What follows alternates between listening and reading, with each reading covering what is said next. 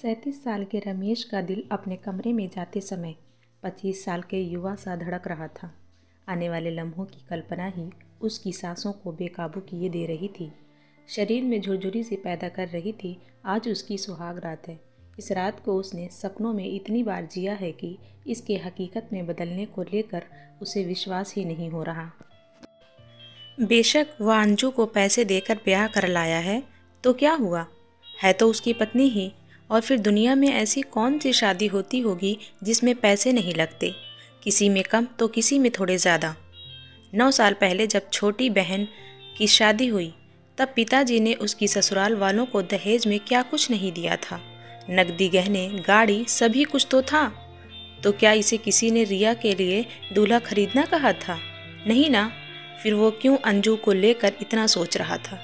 कहने दो जिसे जो कहना था। मुझे तो आज रात सिर्फ अपने सपनों को हकीकत में बदलते देखना है। मन में फूटते लड्डुओं का स्वाद लेते हुए रमेश ने सुहागरात के लिए सजाए हुए अपने कमरे में प्रवेश किया। अब तक उसने जो फिल्मों और टीवी सीरियल्स में देखा था उसके ठीक विपरीत अंजू बड़े आराम से सुहाग सेज पर बैठी थी। उसके शरीर पर शादी के जोड़े की जगह पारदर्शी नाइटी देखकर रमेश को अटपटा सा लगा, क्योंकि उसका तो यह सोचकर ही गला सूखे जा रहा था कि वह घूंघट उठाकर अंजू से बातों की शुरुआत कैसे करेगा। मगर यहाँ का माहौल देखकर तो लग रहा है कि अंजू तो उससे भी ज़्यादा उतावली हो रही है। रमेश सकुचाया सा बेड के एक कोने में बैठ गया। अंजू थोड़ी देर तो रमेश की पहल का इंतज़ार करती रही, फिर उसे झिझकते देखकर खुद ही उसके पास खिसक आई और उसके कंधे पर अपना सिर टिका दिया। यंत्रवत से रमेश के हाथ अंजू के इर्द गिर्द लिपट गए। अंजू ने रमेश के ऊपर झुकते हुए उसके होंठ चूम लिए। रमेश बावला सा हो उठा। उसके बाद तो रमेश को कुछ भी होश नहीं रहा। प्राकृतिक ने जैसे उसे सब कुछ एक ही लम्हे में सिखा दिया।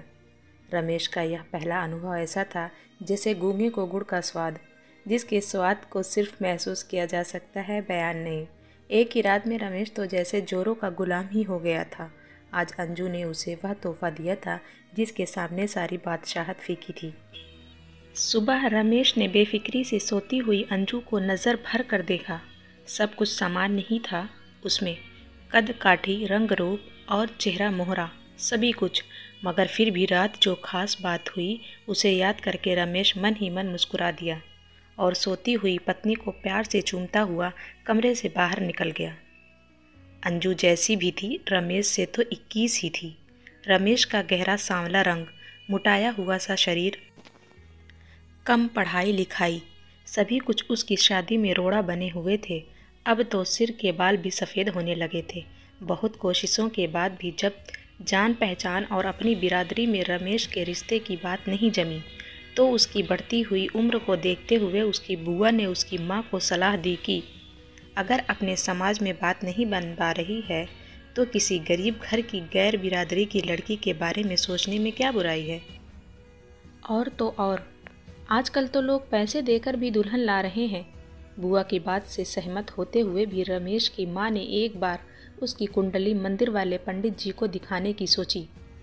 पंडित जी ने कुंडली देखकर मुस्कुराते हुए कहा, बहन जी, शादी का योग तो हर किसी की कुंडली में होता ही है। किसी किसी की शादी जल्दी तो किसी की थोड़ी देर, मगर समझदार लोग आजकल कुंडली के फेर में नहीं पड़ते। आप तो कोई ठीक ठाक सी लड़की देखकर बच्चे का घर बसा दीजिए, चाहे कुंडली मिले या ना मिले, बस लड़की मिल जाए और शादी के बाद दोनों के दिल। रमेश की माँ को बात समझ आ गई और उन्होंने अपने मिलने वालों व रिश्तेदारों के बीच में यह बात फैला दी कि उन्हें रमेश के लिए किसी भी जात बिरादरी की लड़की चलेगी, बस लड़की संस्कारी और दिखने में थोड़ी ठीक ठाक हो। बात निकली है तो दूर तलक जाएगी। एक दिन रमेश की माँ से मिलने एक व्यक्ति आया जो शादियाँ करवाने का काम करता था। उसी ने उन्हें अंजू के बारे में बताया और रमेश से उसकी शादी करवाने के एवज में 50,000 रुपये की मांग की। रमेश अपनी माँ और बुआ के साथ अंजू से मिलने उसके घर गया। बेहद गरीब घर की लड़की अंजू अपने 5 भाई बहनों में तीसरे नंबर पर थी। अंजू की 2 बड़ी बहनें भी उसकी ही तरह खरीदी गई थी। 23 साल की युवा अंजू उम्र में रमेश से लगभग 13 या 14 साल छोटी थी। एक कमरे के छोटे से घर में इतने प्राणी कैसे रहते होंगे, यह सोचकर ही रमेश हैरान हो रहा था। खैर, अंजू को देखने के बाद रमेश ने शादी के लिए हाँ कर दी। अब यह तय हुआ कि शादी का खर्चा रमेश का परिवार ही उठाएगा। अंजू के परिवार को 2 लाख रुपए भी दिए जाएंगे ताकि उनका जीवन स्तर कुछ सुधर सके। 70,000 रुपये एडवांस देकर रमेश और अंजू की शादी का सौदा तय हुआ और जल्दी ही उनके घर के 4 जने जाकर अंजू को ब्याह लाए। बिना किसी बारात और शोर शराबे के अंजू उसकी पत्नी बन गई। अंजू गरीब घर से आई थी, इसलिए रमेश के घर का ठाट बाट देख कर वह भौचक्की सी रह गई। बेशक उसका स्वागत किसी नववधू सा नहीं हुआ था, मगर अंजू को इसका न तो कोई अफसोस था और न ही उसने कभी इस तरह का कोई सपना देखा था। बल्कि वह तो इस घर में आकर फूली नहीं समा रही थी। जितना खाना उसके मायके में दोनों वक्त बनता था, उतना तो यहाँ एक वक्त के खाने में बच जाता है और कुत्तों को खिला दिया जाता है। ऐसे ऐसे फल और मिठाइयाँ उसे यहाँ देखने और खाने को मिल रहे थे जिनके उसने सिर्फ नाम ही सुने थे, देखे और चखे कभी नहीं थे। अगर मैं रमेश के दिल की रानी बन गई तो फिर घर की मालकिन बनने से मुझे कोई नहीं रोक सकता। अंजू ने मन ही मन सोच लिया कि आखिरकार उसे घर की मालकिन बनना ही है। सुना था कि पुरुष के दिल का रास्ता उसके पेट से होकर जाता है। नहीं, पेट से होकर नहीं, बल्कि उसके प्यार की भूख की आनंददायी संतुष्टि से होकर जाता है। फिर भूख चाहे पेट की हो, धन की हो या शरीर की हो, यदि मैं रमेश को खुश रखूंगी तो वह निश्चित ही मेरे आगे पीछे घूमेगा और फिर तू मेरा राजा, मैं तेरी रानी, घर की महारानी। या सोचकर अंजू खुद ही अपने दिमाग की दाद देने लगी। बनो दिल की रानी। अपने इस प्लान के मुताबिक अंजू रोज़ दिन में 2 बार रमेश को आई लव यू स्वीटू का मैसेज भेजने लगी। लंच टाइम में उसे फ़ोन करके याद दिलाती कि खाना टाइम पर खा लेना। वह शाम को सज धज कर रमेश को उसके इंतज़ार में खड़ी मिलती। रात के खाने में भी वह रमेश को गर्मा गर्म रोटी अपने हाथ से बनाकर ही खिलाती थी, चाहे उसे घर में आने में कितनी भी देर क्यों न हो जाए, और खुद भी उसके साथ ही खाती थी। यानी हर तरह से रमेश को यह महसूस करवाती थी कि वह उसकी ज़िंदगी में सबसे विशेष व्यक्ति है और हर रात वह रमेश को अपने प्यार से खुश करने की पूरी कोशिश करती थी। उसने कभी रमेश को मना नहीं किया, बल्कि वह तो उसे प्यार करने का प्रोत्साहित करती थी। उम्र में छोटी होने के कारण रमेश उसे बच्चा ही समझता था और उसकी हर नादानी को नज़रअंदाज कर देता था। कहने को तो रमेश अपने माँ बाप का इकलौता बेटा था, मगर कम पढ़े लिखे होने और बहुत साधारण शक्ल सूरत के कारण अक्सर लोग उसे कोई खास तवज्जो नहीं दिया करते थे। वहीं उसकी शादी भी नहीं हो रही थी, सो रमेश हीन भावना का शिकार होने लगा था। मगर अंजू ने उसे यह एहसास दिलाने में कोई कसर नहीं छोड़ी कि वह कितना काबिल और ख़ास इंसान है, बल्कि वह तो कहती थी कि रमेश ही उसकी सारी दुनिया है। अंजू के साथ और प्यार से रमेश का खुद पर विश्वास भी बढ़ने लगा। अंजू को पाकर रमेश ऐसे खुश था जैसे किसी भूखे व्यक्ति को हर रोज़ भरपेट स्वादिष्ट भोजन मिलने लगा हो। एक दिन अंजू की माँ का फ़ोन आया। वे उससे मिलना चाह रही थी। रात में अंजू ने रमेश की शर्ट की बटन खोलते हुए अदा से कहा, मुझे कुछ रुपए चाहिए, माँ से मिलने के लिए बुलाया है। पहली बार जा रही हूँ, अब इतने बड़े बिजनेसमैन की पत्नी हूँ, खाली हाथ तो नहीं जा सकती ना। तो माँ से ले लो ना, रमेश ने उसे पास खींचते हुए कहा। माँ से क्यों, मैं तो अपने हीरो से ही लूँगी, वो भी हक से। कहते हुए अंजू ने रमेश के सीने पर अपना सिर टिका दिया। कितने चाहिए? अभी ये रखो, और चाहिए तो कल दूंगा। रमेश ने निहाल होते हुए उसे 25,000 रुपये थमा दिए और फिर अंजू को बाहों में कसते हुए लाइट बंद कर दी। अंजू 15 दिनों के लिए मायके गई थी, मगर 5 दिनों बाद ही रमेश को उसकी याद सताने लगी। अंजू की शहद भरी बातें और मस्ती भरी शरारतें उसे रात भर सोने नहीं देती।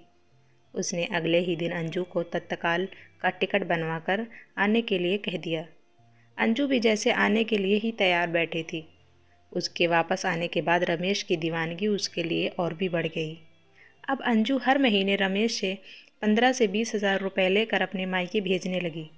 अंजू ने रमेश से उसके एटीएम का कार्ड नंबर और पिन आदि ले लिया, जिसकी मदद से वो अपनी बहनों और भाई के लिए कपड़े, घरेलू सामान आदि भी ऑनलाइन ऑर्डर करके भेज देती। अंजू के प्यार का नशा रमेश के सिर चढ़कर बोलने लगा। सैया भय कोतवाल तो अब डर काहे का। घर में अंजू का ही हुक्म चलने लगा।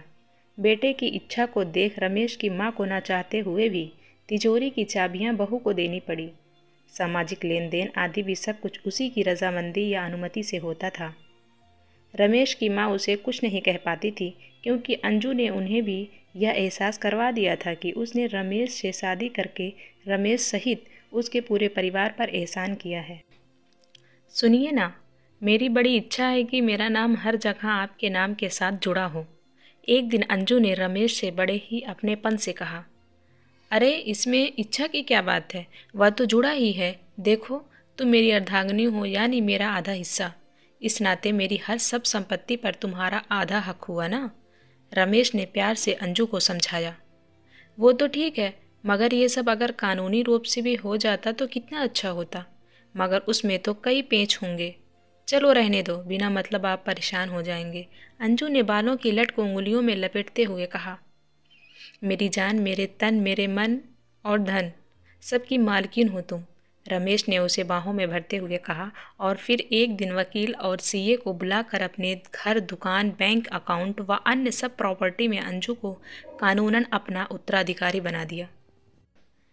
इधर एक बच्चे की मां बनकर जहां अंजू ने रमेश के खानदान को वारिस देकर सदा के लिए उसे अपना कर्जदार बना लिया, वहीं मां बनने के बाद अंजू के रूप में आए निखार ने रमेश की रातों की नींद उड़ा दी।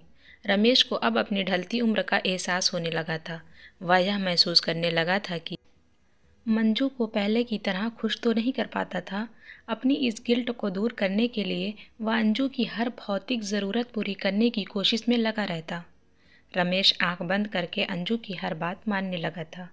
अंजू बेशक रमेश की प्रॉपर्टी की मालकिन बन गई थी, मगर उसने भी अपने दिल का मालिक सिर्फ और सिर्फ रमेश को ही बनाया था।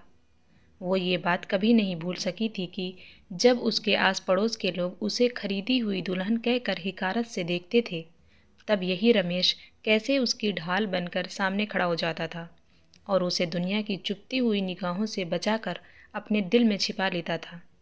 उसकी सास ने उसे कभी अपने खानदान की बहू जैसा सम्मान नहीं दिया था, मगर फिर भी अपनी स्थिति से आज वह खुश थी। उसने बहुत ही योजना अनुसार अपने परिवार को गरीबी के दलदल से बाहर निकाल लिया था। अंजू ने मोमबत्ती की तरह खुद को जलाकर अपने परिवार को रोशन कर दिया था। अंजू ने दुकान के काम में मदद करने के लिए अपने भाई को अपने पास बुला लिया। इसी बीच रमेश की माँ चल बसी, तो अपने अकेलेपन को दूर करने के लिए अंजू ने अपने माँ, पापा और छोटी बहन को भी अपने पास ही बुला लिया। एक दिन वही दलाल रमेश के घर आया, जिसने अंजू से उसकी शादी करवाई थी। अंजू की छोटी बहन को देखते ही उसकी माँ से बोला, क्या कीमत लगाओगे लड़की की? किसी को ज़रूरत हो तो बताना पड़ेगा ना। मेरी बहन किसी की खरीदी हुई दुल्हन नहीं बनेगी, अंजू ने फुफकारते हुए कहा। खरीदी हुई दुल्हन बड़ी जल्दी पर निकल आए, अपनी शादी का किस्सा भूल गई क्या? दलाल ने अंजू पर ताना कसते हुए मुंह बनाया। मेरी बात और थी, मैं तो बिना सहारे की बेल थी, जिसे किसी न किसी पेड़ से लिपटना ही था। मगर बहन के साथ ऐसा नहीं है। देर आए दुरुस्त आए, कुदरत ने उसे रमेश के रूप में सिर पर छत दे दी है और पाँव के नीचे ज़मीन भी। अभी मैं जिंदा हूँ और अपनी बहन की शादी कैसे करनी है यह हम खुद तय कर लेंगे। आप जा सकते हैं, लेकिन हाँ, रमेश को मेरी ज़िंदगी में लाने के लिए मैं सदा आपकी कर्जदार रहूँगी। धन्यवाद। अंजू ने दलाल से हाथ जोड़ते हुए आभार जताया। वहीं पीछे खड़ा रमेश मुस्कुरा कर देख रहा था। आज उसके दिल में अंजू के लिए प्यार के साथ साथ इज्जत भी बढ़ गई थी।